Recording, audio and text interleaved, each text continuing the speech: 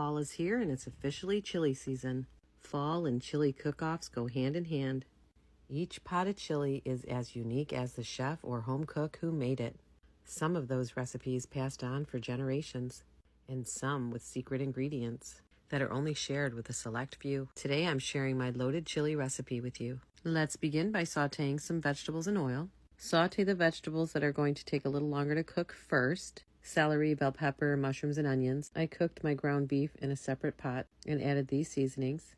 I used a lean ground beef so I didn't have to drain the fat. You could do this all in one pot. Next, add the zucchini and the jalapeno. Zucchini tends to cook quickly, so I like to add it in later. Always season as you go. Add a little salt and pepper. Next, you're going to add your seasoned beef to your sauteed vegetables.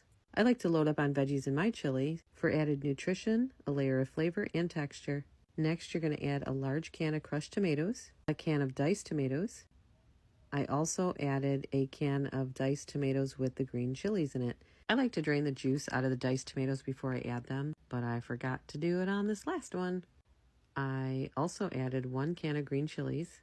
Green chilies have a nice flavor to them. They're nice and mild, but give the chili an additional level of flavor. Add 2 cups of beef broth, 2 tablespoons of tomato paste, and 2 cups of water. I also added tomato sauce, about 24 ounces, or 1 large can. I like to use a variety of beans. I added pinto beans, black beans, and kidney beans, rinsed and drained before I added it to the chili. I also added 1 can of chili beans. I did not rinse those. I did drain them a smidgen and then added them to the chili because the spices in the canned chili beans give it its flavor. Give it all a good stir. And now we're ready for our spices. I started with a tablespoon of brown sugar and I added these spices: chili powder, paprika, cumin, garlic powder, onion powder, and oregano. Add salt and pepper to taste. If you like your chili a little spicier, you can add some cayenne pepper here. Next, I added some thawed out frozen corn, a squeeze of lime juice. Adding fresh herbs like cilantro will further elevate your chili. Give it all a good stir.